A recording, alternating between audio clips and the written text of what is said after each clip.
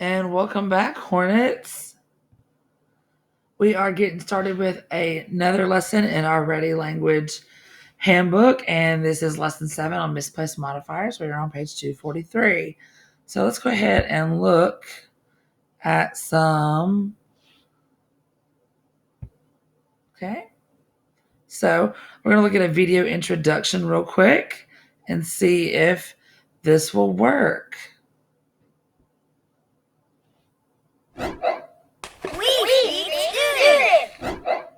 Misplaced modifiers, a la Shmoop. You're driving down a narrow road in the middle of the night. Suddenly, a suicidal deer jumps in front of your car. There are two ways to break the news to your insurance agent. You could say, "A deer just hit my car windshield," or "A deer hit just my car windshield." Well, welcome to the wonderful world of modifiers. If you couldn't guess, a modifier is a word or phrase that modifies another word or phrase.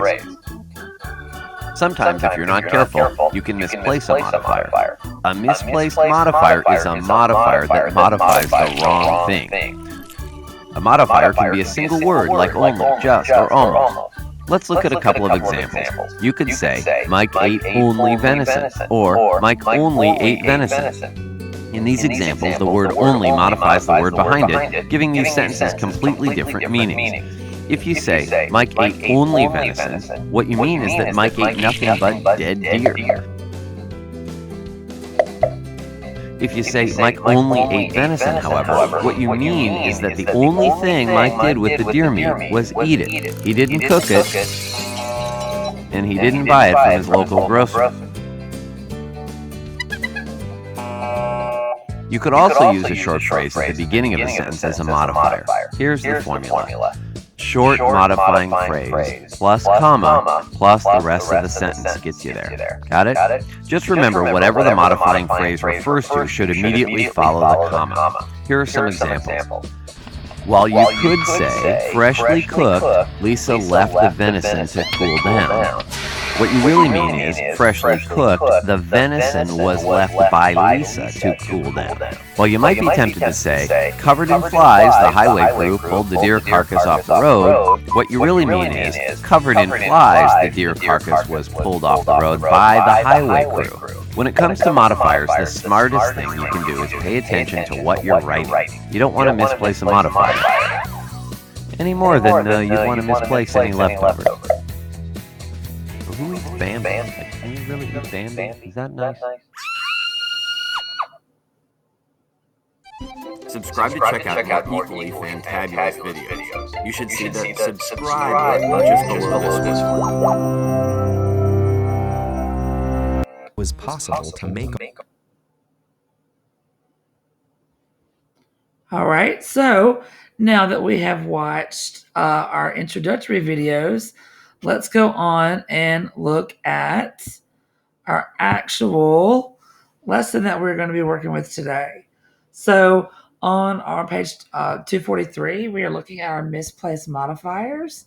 And as we just learned, a modifier, once again, is a phrase or clause that is intended to modify a certain word in a sentence, but it's in the wrong place. So it ends up connecting the wrong words. So when we look at the sentence, "We sat and talked about camping in the kitchen," it makes it sound like we're going to be camping in the kitchen. So that's not quite what we're going to be doing, right? So the phrase "in the kitchen" is meant to modify "sat." So it should be, "We sat in the kitchen and talked about camping."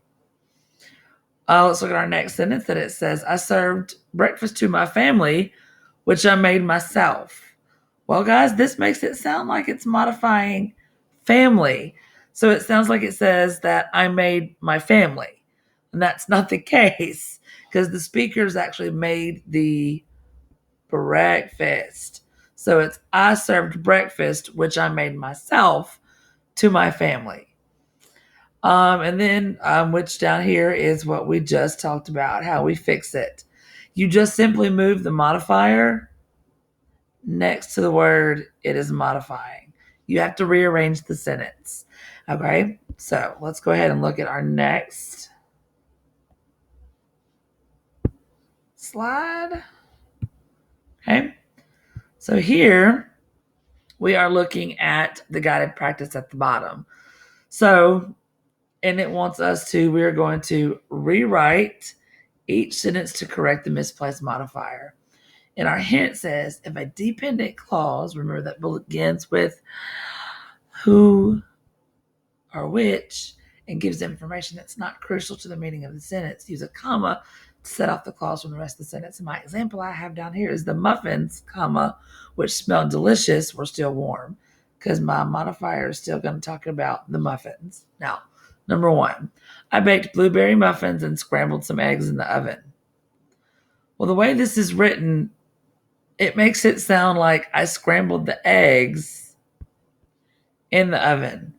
And that since that's not the case, we want to rewrite our sentence as I baked blueberry muffins in the oven and scrambled some eggs. All right, number two, my cousin Rob told us while he ate where he and Josh had camped. Oh, my cousin Rob told us while he ate. Sounds like he ate something he shouldn't have been eating. So we're going to change that to while he ate, my cousin Rob didn't eat anything. So, or we didn't eat Rob either. While he ate, my cousin Rob told us where he and Josh had camped.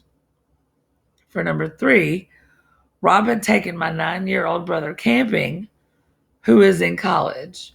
Well, this one makes it sound like that I'm modifying camping, and I can't get my little pointer to work right. My pen stopped working.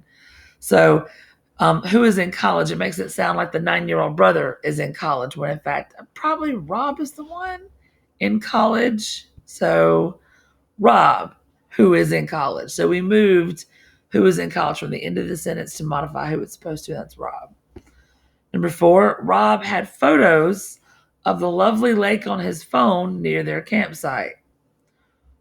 Well, his phone is near the I'm a little bit, so we need to fix this because it's the phone's not near the phone. The phone is with Rob, not near their campsite. So Rob had photos on his phone of the lovely lake near their campsite. And our last one, number five, we put a drawing of the lake on the fridge that Josh had made. Well, this one sounds like Josh made the fridge. If Josh made the fridge, go Josh. But I don't think that's what they meant. I think they're going to be talking about the picture that, on the fridge, we put a drawing that Josh had made of the lake. So I hope that helped y'all a little bit with misplaced modifiers, and we'll keep practicing with that too. All right. Thanks, guys. Bye.